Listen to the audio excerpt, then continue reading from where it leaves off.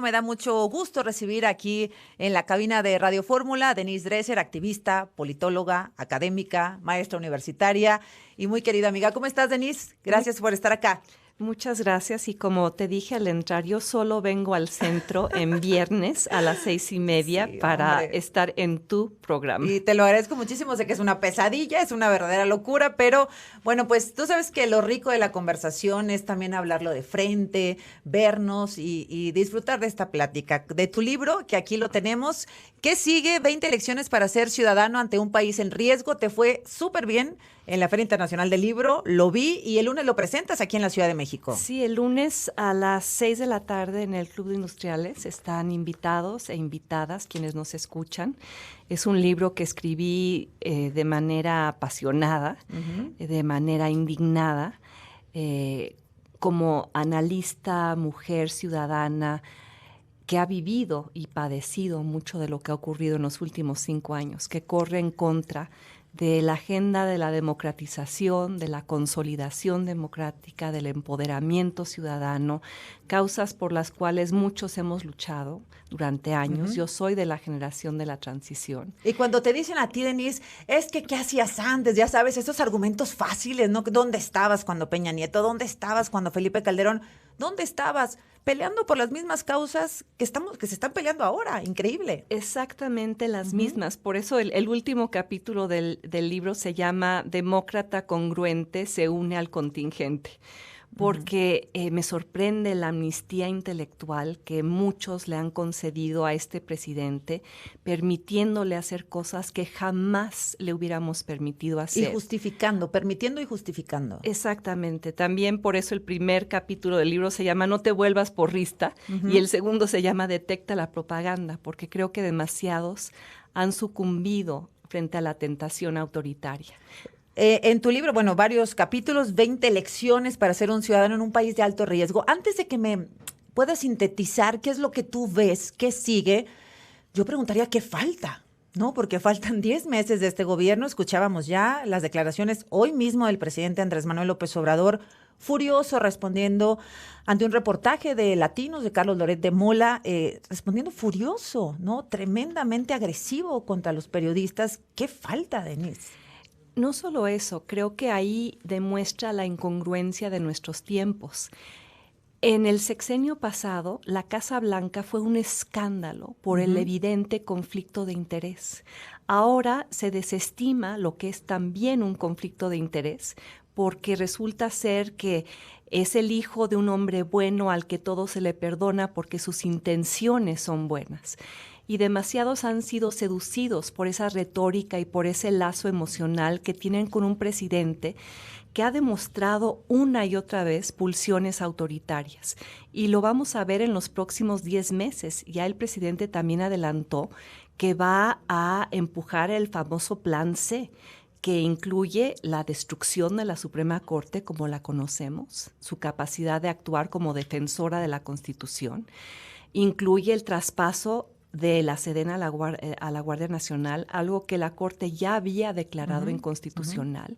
O sea, proseguir con este debilitamiento de las poquitas instituciones que logramos construir en la transición para asegurarnos que no hubiera de nuevo un Tlatoani omnipotente que gobernara de forma arbitraria, autoritaria, discrecional. De hecho, el capítulo 4 del libro se llama A terminar con el Tlatoani o la Tlatoani, porque podría haber otra por venir, precisamente por la forma en la cual se ha ido erosionando la institucionalidad endeble, descompuesta, muchas veces disfuncional, pero creo que el objetivo de muchos que salimos a votar por un cambio en el 2018 era que el presidente López Obrador corrigiera los errores del pasado, no los empeorara o no repitiera los viejos vicios y los justificara diciendo que esto es una transformación, cuando como argumento en el libro en muchos sentidos es una regresión a tiempos que ya habíamos vivido. Y escribí el libro porque hay generaciones de jóvenes detrás de mí que no saben lo que era vivir. Bajo la bota, ¿no? Del PRI, porque bueno, yo recuerdo todavía a López Obrador del 2018, es decir, veníamos de esa etapa horrorosa del PRI, que tú lo has criticado también, no es una novedad que seas una crítica del gobierno, lo has criticado también, Denise Dresser, luego llegó el PAN, decepciona, le dan una nueva oportunidad al PRI, por increíble que parezca, los mexicanos lo hicimos de nuevo. No, bueno, yo no lo hice, de hecho, creo que o lo hacen de nuevo. Sí, creo que tuiteé cuando ganó Peña Nieto que traer de vuelta al PRI al gobierno era como reconstruir el muro de Berlín. Bueno, y se hizo en México, se dio un bono de confianza, había el nuevo PRI, ya sabes, y salió exactamente lo mismo. Entonces, Andrés Manuel López Obrador durante muchos años capitalizó la frustración, ¿no? Tanta corrupción, tanto abuso, tanto descaro de los gobiernos del PRI, del PAN. López Obrador, un candidato de toda la vida, llega a la presidencia de la República con un discurso muy conciliador, que muchos creímos y compramos. Y le duró muy poco, Denise, y se volvió el máximo provocador, el polarizador de la sociedad mexicana. Yo recuerdo cuando voté por él que lo hice con mucha ambivalencia, pero también pensé es un voto de castigo al supuesto nuevo PRI que resultó peor que su primera encarnación. Y pensé, voy a votar también por él porque en algún momento cuando nos desilusione voy a poder decir públicamente que yo voté por él y protegerme de la andanada, sí, claro. Diciendo fui consistentemente crítica, pero también apoyé este movimiento.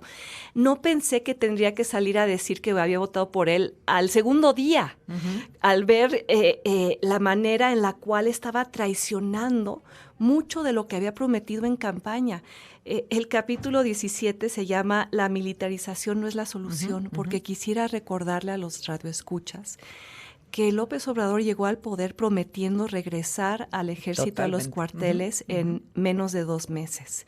Y en menos de 2 meses en el poder ya había desandado ese camino y hemos visto la profundización de una militarización criticada desde que empezó con Calderón. Yo formo parte de un colectivo ciudadano, Seguridad Sin Guerra, que ha venido documentando las implicaciones de la militarización y describo en el capítulo cómo ha estado surgiendo un gobierno paralelo, sin controles civiles, que opera en la más absoluta opacidad, haciendo negocios y no en beneficio del pueblo.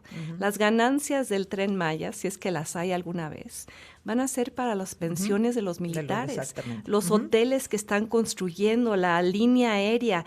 Eso no va a ser en beneficio de la población, es en beneficio de un poder fáctico al cual el presidente le ha dado poder y dinero sin precedentes para que lo apoye a él, a su partido, a su movimiento.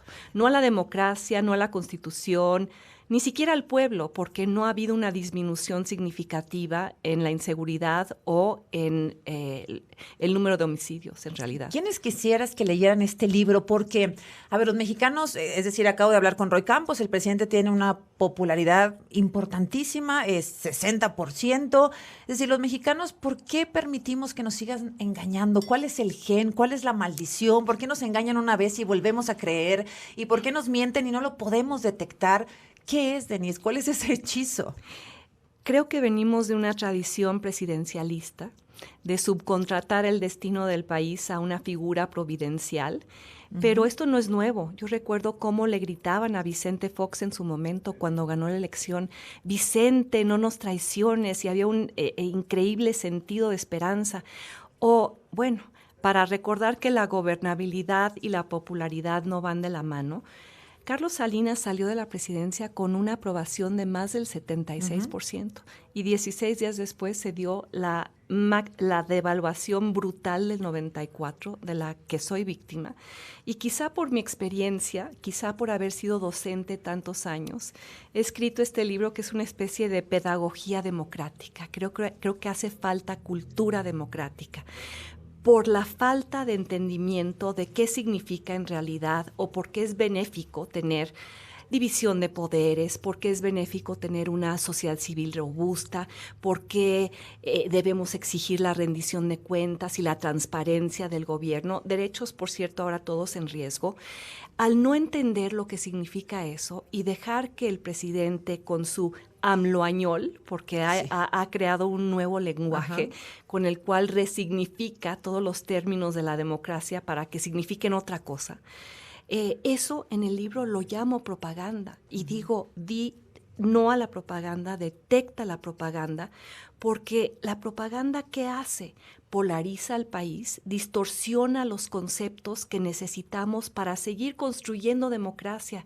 El libro no es una apología del pasado, no es una defensa ni del PRI ni del PAN, es una defensa de conquistas de mi generación.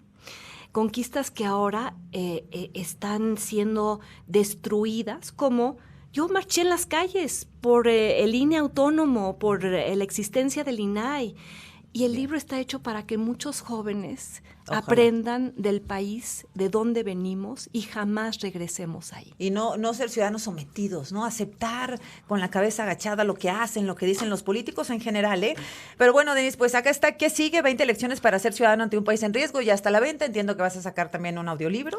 Sí, yo grabé el audiolibro con mi propia voz, porque quería transmitir ese sentido de pasión, de indignación.